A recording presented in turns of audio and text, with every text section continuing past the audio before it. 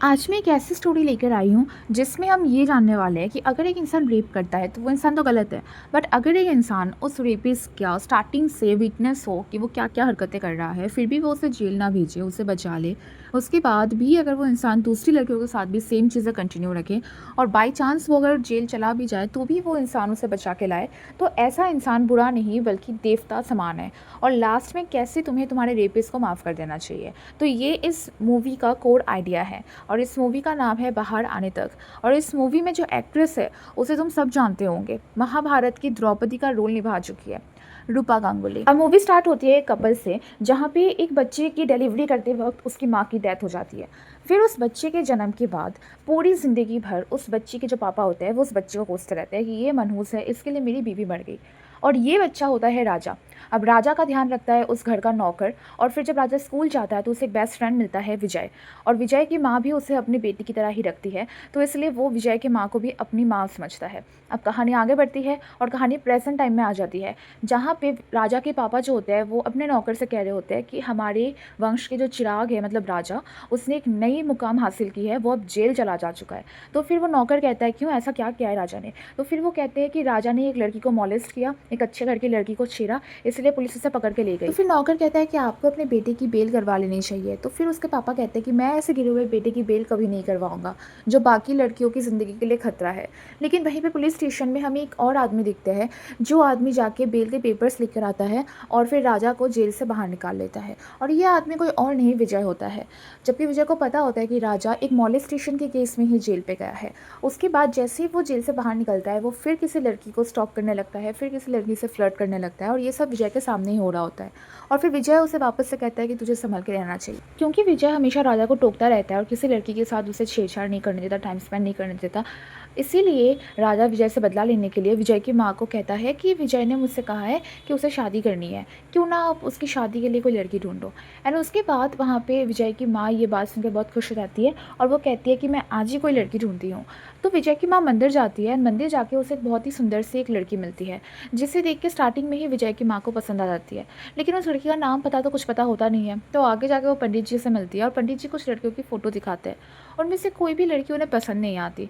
फिर वो पंडित जी से कहती है कि ये लड़कियाँ अच्छी है, पर मुझे अभी अभी मंदिर की सीढ़ी पे एक लड़की मिली, वो बहुत ही सुंदर, सुशील और मासूम है। अगर मैं कभी बहू बनाऊँ तो उस जैसे लड़की को ही बनाऊँगी। पंडित जी पूछते हैं कौन है वो लड़की, तो वो कहती है मुझे तो नाम पता नहीं पता। अब दूसरा केस आता है जहाँ पे अचानक से राजा के पापा को रियलाइज़ होता है कि उन्होंने गलती कर ली और हमेशा से वो क्यों ही अपने बेटे को कोसते आए। अगर बेटे की डिलीवरी के टाइम अगर उसकी माँ मर जाती है तो उसमें बेटे की क्या ही गलती है, क्या उसने अपने हाथों से मारा था अपनी माँ को, नहीं ना। तो इसलिए वो माफ़ी मांगते हैं, लेकिन उन्हें हार्ट अटैक आ जाता है जिस वजह से उनकी डेथ होने वाली होती है। तो बिल्कुल ही जब वो मरने वाले हैं उस सिचुएशन पे वो माफ़ी मांगते हैं और राजा भी माफ़ कर देता है, लेकिन अब वो मर चुके हैं, बहुत लेट हो चुका है। तो अब राजा कहता है कि मैं आज से सुधर जाऊंगा और अपने बिजनेस वगैरह पे फोकस करूंगा और अपने पापा का नाम रोशन करूंगा। ठीक तभी ही विजय की माँ को भी वो लड़की मिल जाती है, क्योंकि वो उस दिन गाना गा रही होती है मंदिर में। और तभी वो पंडित जी को कहती है इसी लड़की की मैं बात कर रही थी, और पंडित जी कहते हैं कि ये तो मेरी ही बेटी है। पंडित जी ये रिश्ता लेके अपने बेटे के पास जाते हैं एंड देन बेटी मना कर देती कि मैं शादी नहीं करूँगी, पर पंडित जी कहते हैं कि मैं कभी भी तुझे इस तरह की ज़िंदगी नहीं दे सकता। एंड ये सारी बातें होती है। दूसरी तरफ विजय अपनी मरी हुई गर्लफ्रेंड रेनू का फ़ोटो निकालता है एंड कहता है कि मैं तुम्हारी यादों के साथ धोखा नहीं कर सकता, मैं किसी और से शादी नहीं कर सकता। एंड ये सब बातें चल रही होती है। तभी राजा कहता है कि मेरे पास एक आइडिया है, क्यों ना हम ऐसा करें कि तुम्हारी शादी वाले दिन मैं बैठ जाऊंगा दूल्हे के रूप में। तो फिर विजय और राजा इस प्लान से एग्री होते हैं, लेकिन तभी एक बहुत ही बड़ी मीटिंग की बात चलती है जिस वजह से राजा को कहीं और शिफ्ट होना पड़ेगा, कहीं और जाना पड़ेगा फॉर 1 महीना समथिंग। तो उसके बाद क्या होता है, उसके बाद शादी हो जाती है एंड शादी वाली रात जब विजय लाइक घूंघट उठाता है तो तब उसे पता चलता है कि जो लड़की है जिससे उससे शादी हुई है वो लड़की और कोई नहीं, माला है। अब माला कौन है, तो माला को याद करते हुए वो किसी गाड़ी में कोई सेक्स का सीन याद कर रहा होता है। अब ये क्या सीन है, कौन कर रहा था किसके साथ, ये हमें आगे पता चलेगा। तो माला उसे बहुत ही ज़्यादा ही आउटलुक करती है कि भाई अब तुम्हें पता चला कर्म क्या होता है, मैं तुम्हारे रास्ते में आके खड़ी हो गई, ज़िंदगी ऐसी है, ज़िंदगी गोल है, वगैरह वगैरह बातें करती। अब उधर राजा भी वापस आने वाला होता है एंड माला एंड विजय दोनों जाते हैं राजा को पिक करने एयरपोर्ट से। तभी जब राजा देखता है माला को तो वो भी बहुत ही शॉक्ड हो जाता है एंड घर जाके वो बहुत ही ज़्यादा सीन्स याद कर रहा होता है कि किसी गाड़ी में तो कोई सेक्स हो रहा था। तो बार बार हमें यही सीन दिखाया जा रहा है कि गाड़ी में कोई तो दो लोग थे जो आपस में इंटरकोर्स कर रहे थे, बट थे कौन वो दो लोग ये नहीं बताया जा रहा है। अब ये चीज़ का पर्दाफाश होगा।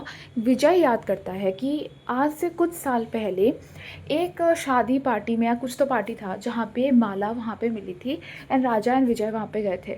तो राजा एंड माला दोनों ने डांस वगैरह किया साथ में, जैसे वो सीरियल में अचानक लोग डांस करने लगते हैं वैसे उन्होंने डांस किया।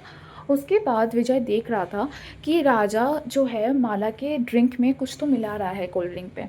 उसके बाद वो कोल्ड ड्रिंक पीती है न, कोल्ड ड्रिंक पीने के बाद उसे अचानक से नशा सा चढ़ जाता है और वो लाइक उसको मतलब बेहोशी सी होने लगती है। फिर वो कहती है कि उसे घर जाना है एंड फिर राजा उसे कहता है कि आओ मैं तुम्हें घर छोड़ दूँ। फिर विजय आता है, वो ड्रिंक देखता है एंड उसको शक होता है कि इसमें कुछ मिलाया हुआ है। दूसरी तरफ राजा जो है वो नहीं घर छोड़ता है माला को और वो बीच रास्ते पे गाड़ी रोक देता है एंड ऑब्वियसली वो उसका रेप करता है। अब माला को थोड़ा सा होश होता है और वो देखती है कि जो कार के बैक विंडो से वहाँ से विजय की शक्ल दिख रही है, लेकिन विजय एक्चुअल में माला को बचाने आया था बट वो बचा नहीं पाया क्योंकि उसका रेप तो तब तक हो चुका था। बट तुम बोल रहे हो कि फिर विजय तो अच्छा इंसान है। रुको मैं तुम्हें बताती हूँ। तुझे क्या बददुआ दूंगा राजा, मैं तो तुझे बचा रहा हूँ बददुआओं से। हाँ, इस बात का जिंदगी भर अफसोस रहेगा कि कल मैं उस लड़की को नहीं बचा सका। यूं ही परेशान हो रहा है विजय, भगवान ने इसीलिए तो लड़कियों को बनाया है। और फिर जिसके लिए तू परेशान हो रहा है यार विजय, उससे हमारा रिश्ता ही क्या है। विच मीन्स अगर विजय चाहता तो वो राजा को जेल भेज सकता था, वो इंसाफ दिला सकता था माला को, उसे राजा को बचाने की कोई ज़रूरत नहीं थी। बट स्टिल उसने चूज़ करा राजा एंड माला में से राजा को। क्यों? क्योंकि राजा उसका दोस्त था और अब वो ये सारी बातें रिकॉल कर रहा है। क्यों? क्योंकि अब माला भी उसकी बीवी है, अब सो कॉल रिश्ता है। इसीलिए अगर किसी लड़की के साथ तुम्हारा रिश्ता ना हो तो अगर तुम्हारा दोस्त उसका रेप कर दे तो तुम उस लड़की की नहीं, उस अपने दोस्त की साइड लेना, क्योंकि तुम्हारा दोस्त रेपिस्ट है, तुम तो नहीं हो बट साथ तो तुम्हें अपने दोस्त का ही देना है ना। तो क्या हुआ कि तुम आराम से अपने दोस्त के खिलाफ लड़के उस लड़की को इंसाफ दिला सकते हो। And let me tell you again कि हमने स्टार्टिंग में देखा था कि राजा वापस से जेल गया है किसी और लड़की को मॉलेस्ट करने के इल्ज़ाम पे, लेकिन तब भी विजय ने उसकी बेल करवाई। मतलब एक तो माला हो गई, उसके बाद वो दूसरी लड़की हो गई और ना जाने से कितनी सारी लड़कियां इस बीच आगे चली गई होगी जो कि मूवी में हमें बताया ही नहीं गया है। क्योंकि मैं नहीं चाहती कि राजा इतनी जल्दी मरे। एंड देन ऑब्वियसली राजा को बहुत ही गिल्ट होने लगा ये सब कुछ जान के। एंड राजा अपने आप को चोट पहुंचा रहा था तो माला कहती है कि उसे तो मरना ही चाहिए, मैं नहीं चाहती वो इतनी जल्दी मर जाए, एटलीस्ट उसे अपने पापों का प्रायश्चित तो करना ही चाहिए। सो क्या करता है विजय? विजय थप्पड़ मारने वाला होता है अपनी पत्नी को। देखो सबसे पहले तो थप्पड़ मारना गलत चीज़ है, उसकी बात हम बाद में करेंगे, डोमेस्टिक वायलेंस की बात हम दूसरे वीडियो में कर लेंगे। बट जिस इंसान के बारे में वो बात कर रही है, जिसकी वजह से वो थप्पड़ मारने के लिए हाथ उठा रहा है, वो उसका रेपिस्ट है। विजय का कसूर सिर्फ इतना था कि वो मेरे साथ था। उस रात वो तुम्हें मुझ जैसे मनुष्य की परछाई से बचाना चाहता था, लेकिन मेरे अंदर का शैतान विजय के उसूलों और आदर्शों से ज्यादा ताकतवर निकला। अगर इतना ही उसूलों और आदर्शों से ताकतवर निकला तो उसके बाद तो कमजोर पड़ गया होगा, तो विजय ने क्यों नहीं उसे जेल करवाई। और उसके बाद उसने और भी लड़कियों को मॉलेस्ट करना कंटिन्यू रखा और विजय उसे जेल भेजने की जगह बार बार जब वो जेल चला जाता था तब वो बेल के पेपर्स लेके पहुंच जाता था कि मेरे दोस्त को छोड़ दो, ताकि वो और लड़कियों की ज़िंदगी खराब कर सके। एक ना एक दिन तो उसे रियलाइज़ हो ही जाएगा कि वो गलत कर रहा है, तब तक हम वेट कर लेते हैं। रमा, विजय देवता है, सारा दोष मेरा है। क्या एक लड़का देवता बस इसलिए बन जाता है क्योंकि वो रेप नहीं कर रहा? क्या सिर्फ देवता का इतना ही काम है कि देवता रेप नहीं करते और जो रेप करते हैं उनका दोष होता है? क्या देवता का काम रेपिस्ट को सज़ा दिलाना नहीं होता? क्या तुम्हारे आंखों के सामने अगर एक लड़के का मर्डर हो रहा हो और अगर तुम वहाँ पे खड़ी होके उस लड़की को नहीं रोक रही हो, तुम वहाँ पे खड़ी होके उस लड़की की वीडियो बना के पुलिस को नहीं दे रही हो, तुम वहाँ पे जाके उस लड़की को कुछ भी जेल नहीं करवा रही हो एंड वो लड़का मर गया, उसके बाद तुम कह रहे हो अरे यार मैं तो देवी हूँ, मैंने तो किसी लड़के को नहीं मारा। सिर्फ क्राइम ना करने से तुम देवता नहीं बन जाते, सिर्फ क्राइम ना करने से तुम देवी नहीं बन जाती। अगर तुम्हारे आंखों के सामने कोई क्राइम हो रहा है उसे रोकना और क्रिमिनल को जेल भेजना और विक्टिम को इंसाफ दिलाना, अगर तुम ये दोनों काम कर रहे हो तो शायद तुम देवी देवता बन सकते हो। तब भी शायद, क्योंकि इंसान है, हम देवी देवता क्यों बनेंगे। ओके, उसके बाद ना बहुत गिल्ट आ जाता है माला में कि हाय राम, विजय ने तो मेरा रेप किया ही नहीं, वो तो भगवान है, उसने तो रेप किया ही नहीं, उसने तो उसके दोस्त को सज़ा दिलाई ही नहीं। पर मैं तो भाई इतनी नफरत करती आ रही हूँ विजय से, मैं तो बहुत ही बुरी औरत हूँ। एक तो मेरा रेप हुआ है, एक तो मैं अपवित्र हूँ, उसके बाद उसने मुझसे शादी भी की, उसके बाद मैंने उस पर ही इतना सज़ा सुना दिया उसको। नहीं, मैं तो बहुत गलत हूँ। और दूसरी तरफ अब राजा जो है शराब सिगरेट सब कुछ छोड़ चुका था, लेकिन अब विजय ने यह सब कुछ ले लिया। क्यों? पत्नी, एक ऐसी पत्नी जिसकी कल्पना कोई भी पति करे, और जब ये सब सोचकर उसको अपनाने की सोचता हूँ, उसके करीब जाने की सोचता हूँ, उसे छूने की सोचता हूँ, तब तब कुछ बादल से गरजते हैं, तब कुछ बिजलियां सी कड़कती हैं, और उन बिजलियों की रोशनी में मुझे एक ही चेहरा दिखाई देता है जो उस वक्त किसी भी कीमत पे मुझसे बर्दाश्त नहीं होता, और वो चेहरा है तुम्हारा राजा। इतने सालों तक भी तो राजा की शक्ल इसके सामने घूम रही थी ना, तब तो इसे कुछ प्रॉब्लम नहीं हुआ था। एक बार इसने पूछा माला कहाँ है, एक बार उसने सोचा कि माला को देख के आता हूँ, माला कहाँ मर रही है रेप के बाद। नहीं, कुछ किसी को फ़र्क ही नहीं पड़ता, किसी को याद ही नहीं माला। अब जब माला वाइफ बन गई तो अब उसके दिमाग में 24 घंटे वो सीन्स बार बार रिकॉल हो रहे हैं। वो गाड़ी में सेक्स वाला सीन इतने टाइम तक तो रिकॉल नहीं हो रहा था। तब तो तुम्हें याद नहीं आ रहा था कि तुम्हारे इसी परम मित्र ने एक लड़की का रेप कर दिया, तब तो नहीं याद आ रहा था तुम्हें। और अब जब तुम थोड़े टाइम पहले नौटंकी कर रहे थे, तुम्हें हमारी गर्लफ्रेंड की फ़ोटो लेके जो मर गई तुम्हारी शादी के चक्कर में, कि भाई मैं तो तुम्हें कभी भी धोखा नहीं दे सकता, मैं तो किसी और लड़की से शादी नहीं कर सकता। अब क्योंकि माला सुंदर है तो अब इसको माला के साथ सोना है। अब ये गर्लफ्रेंड की भार तुम्हारे चरणों में सर झुकाकर अपने गुनाहों की माफी मांगने की कोशिश कर रही थी। कौन से गुनाहों की माफ़ी मांगी जा रही है भाई? क्या हो गया अगर उसने रेप नहीं किया तो? साथ तो दिया ना उसने भी, मतलब अजीब ही फिल्म है। उसके बाद राजा डिसाइड कर लेता है कि वो इन सारे पश्चाताप के साथ नहीं जी सकता, इसलिए वो सोचता है कि वो सुसाइड करेगा।